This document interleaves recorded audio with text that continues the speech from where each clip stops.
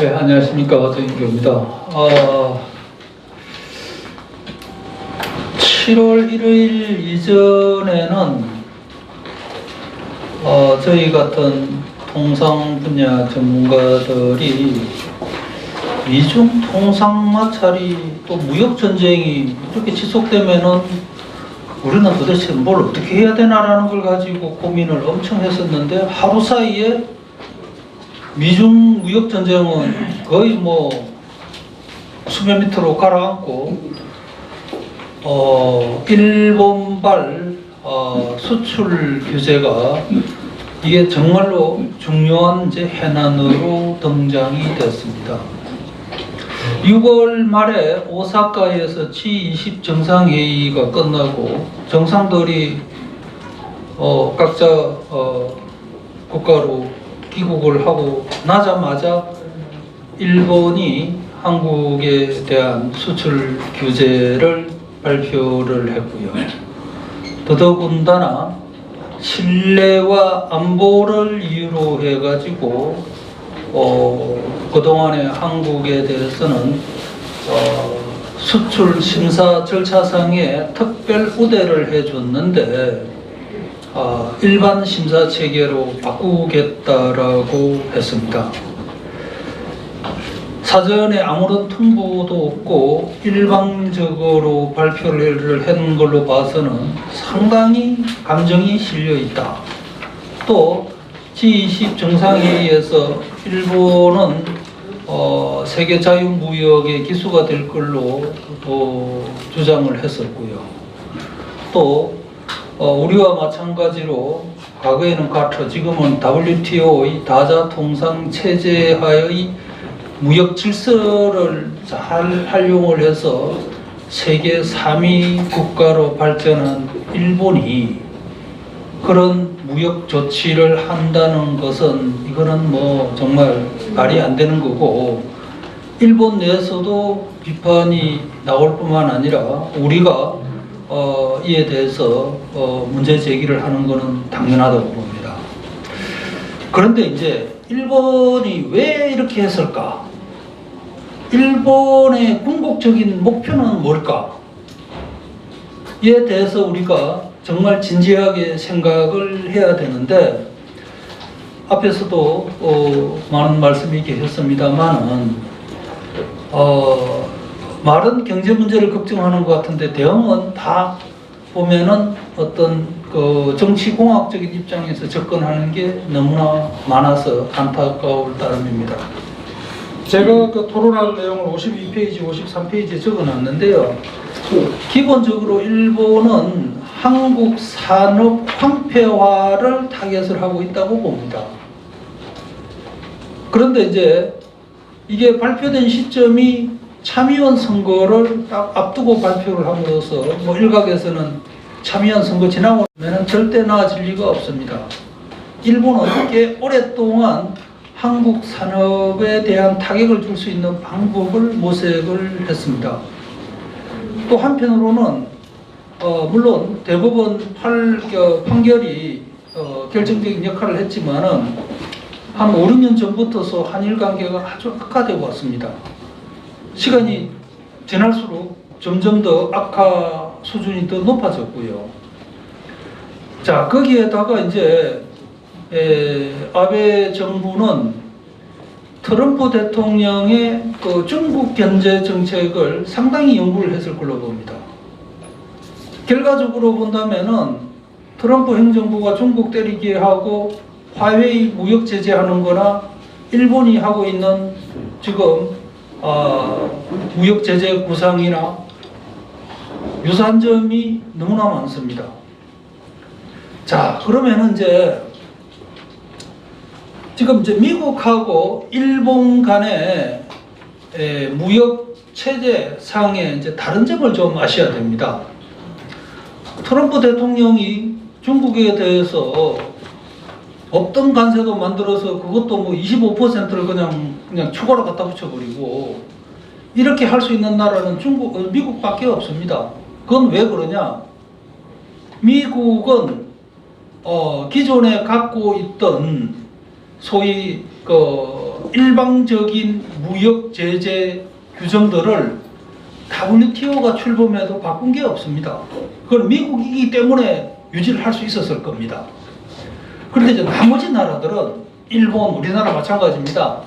WTO 출범하면서 WTO의 정신과 배치될 수 있는 무역 규정들은 다 개정을 했습니다. 그러니까 일본이 한국을 때리려고 그래도 미국 대통령이 행정명령으로 중국 때리듯이, 물론 우리나라도 때리는 것도 많습니다만은, 그렇게 할 수 있는 시스템이, 제도가 현재 WTO 체제 내에서는 없습니다. 이걸 이제 일본 당국이, 일본 정부가 고민해서 만든 게 바로 기술의 무기화가 되겠습니다. 한국 때리기를 해야 되는데 쭉 봤더니만 한국 산업에 결정적으로 들어가는 소재가 일본산이 아니면 안 되는 것들이 상당히 있단 말이죠. 거기에다가 이제 논리적인 또 WTO 체제상에서 소위 면피를 위해서 안보 조항을 거론을 합니다. WTO 내에 가트라는 이제 협정이 있는데 거기 21조에 보면은 안보를 이유로 해서 WTO 전 어떤 회원국이든 간에 무역 제한 조치를 할 수 있도록 허용을 합니다. 그런데 거기서 또 한 단계 더 나가서 무역 제한 조치를 안보 위에 있다 했을 때는 많은 뭐 이럴 때 뭐 규정들이 보면은 어떤 조치를 취할 때는 그 정명을 조치를 취하는 국가가 증거를 제시를 해야 되는데 안보를 이유로 해서 할 때는 그거를 묻지 않도록 되어 있습니다. 그러니까 제재를 발동하는 국가가 내가 그렇게 생각했어 그러면은 그걸로서 그냥 모든 게 다 면피가 된단 말이죠. 자, 그래서 이게 다른 나라들 같으면은 별로 문제가 안 될 겁니다. 왜냐하면은 백색 국가라 해가지고 특별 우대를 해주는 국가가 일본 해주는 나라가 27개 나라가 있는데요. 동아시아에서는 한국밖에 없습니다. 중국, 대만 다 일반 심사입니다. 나머지 국가들, 유럽 국가들하고 미국입니다. 호주, 뉴질랜드하고 다 서구권, 코카시안 국가들입니다. 그런데 우리는 산업 구조 자체가 하여튼 일본산을 쓰지 않으면 안 되는 그런 구조로 되어 있다. 그런데 이제 여기서 이제 안타까운 게 뭐냐? 일본은 한국 산업을 언제든지 정밀 타격할 수 있는 무역 보복을 할 수 있는 법적인 제도를 구축하는데 1개월 프로젝트를 시작을 한 거예요. 7월 1일부터 24일까지 의견 수렴하고 8월 초에는 백색 국가에서 한국을 빼버리는 걸로 1개월입니다. 그럼 빼고 나면 어떻게 되냐?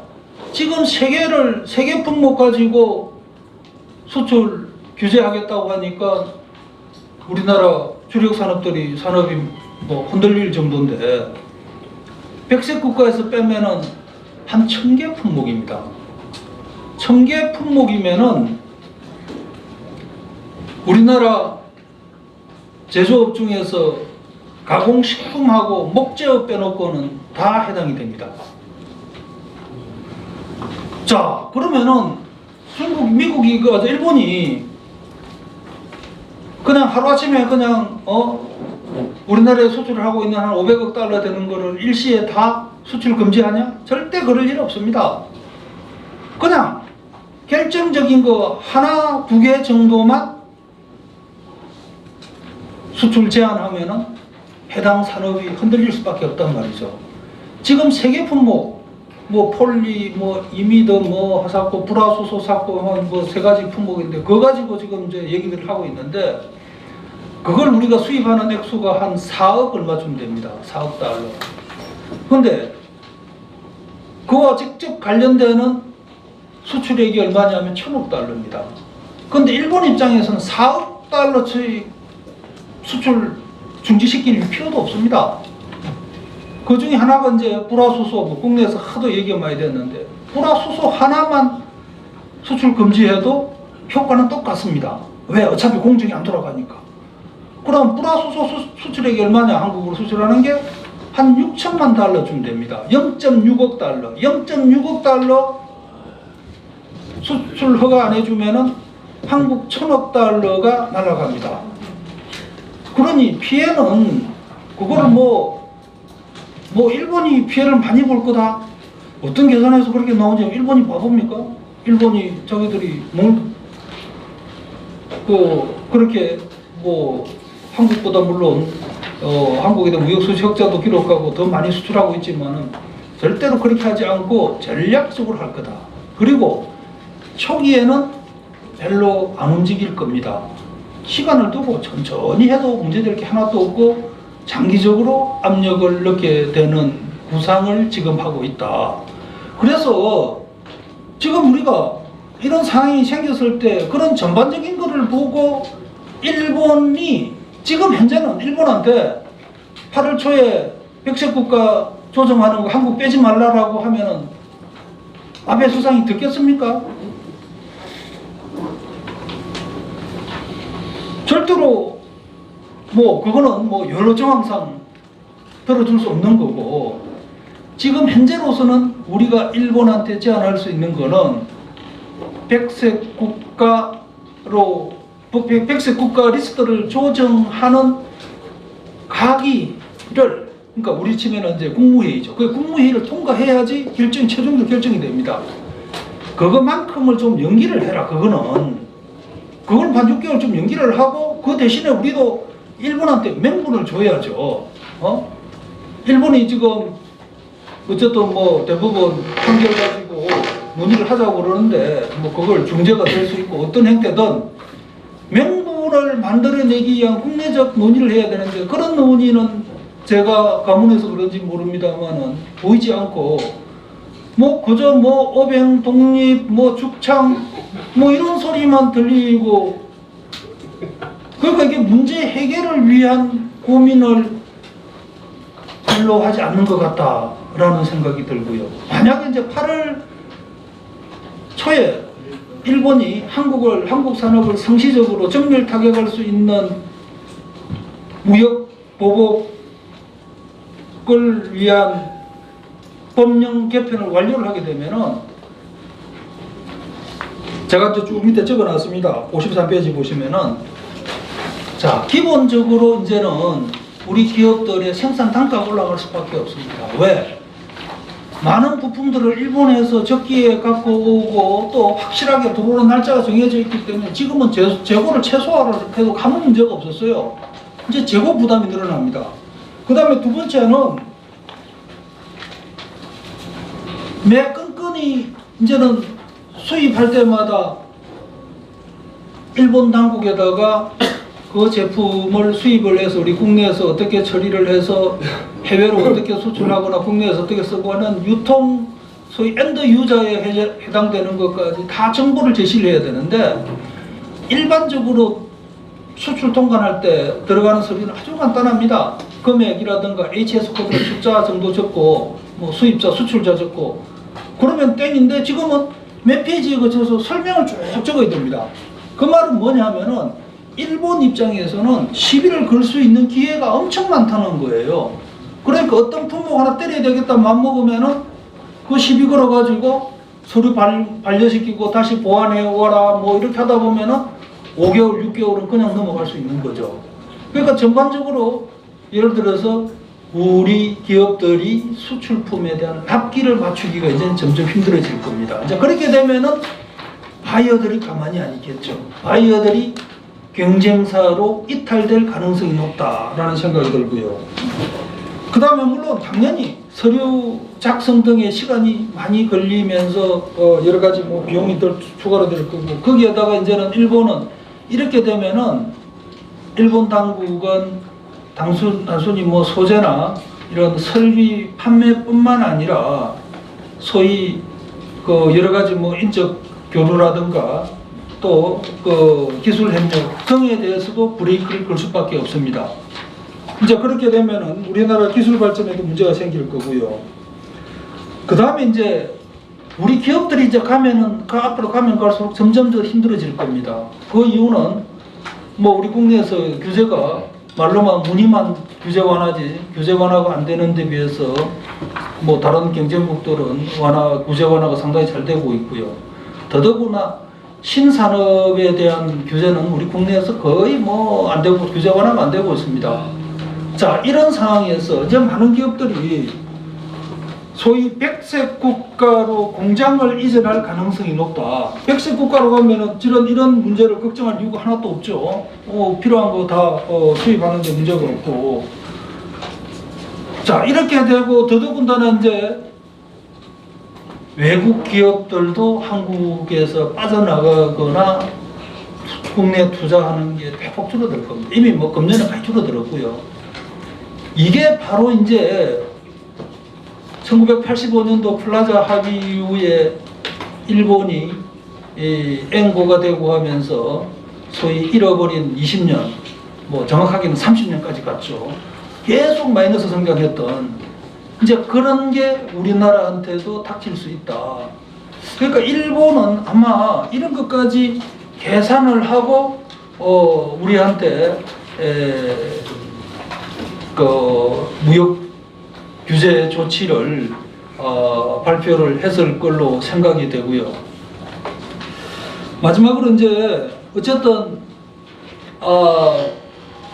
이 문제는 정치 외교적 사안으로 불거졌기 때문에 외교적으로 풀지 않으면 안 됩니다. 근데 이제 우리도 뭐 일본에 대해서 뭐 대화를 하려고 그러는데 일본이 응하지 않는다고들 얘기를 하고 일본도 마찬가지 똑같은 얘기를 합니다. 하여튼 양쪽 다 지금 다 문제가 있는 거죠. 근데 한 달이라는 시간이 이미 다 지나고 이제는 뭐 8일, 9일밖에 안 남았는데 이런 식으로 시간을 한 주일 보내고 나면 그 다음부터서는 제가 우려하는 바와 마찬가지로 일본이 상시적으로 한국 때릴 수 있는 기술 무기화를 완료를 하고 결과적으로 앞으로 상당 기간 동안 우리 산업의 황폐화는 점진적으로 이루어질 것이고 이제 그러고 나면은 그 다음에 우리나라의 산업 생태계나 우리 산업의 국제적 위상은 지금보다는 훨씬 더 악화될 수밖에 없지 않냐. 그래서 이런 거를 정책 당국이나 또 집권 여당에서 좀 하셔야 되는데 뭐 지금까지는 이런 부분에 대한 고려가 부족한 게 너무나 많다라는 생각이 들어서 안타깝게 짝이 없습니다. 이 정도로 제가 다른 말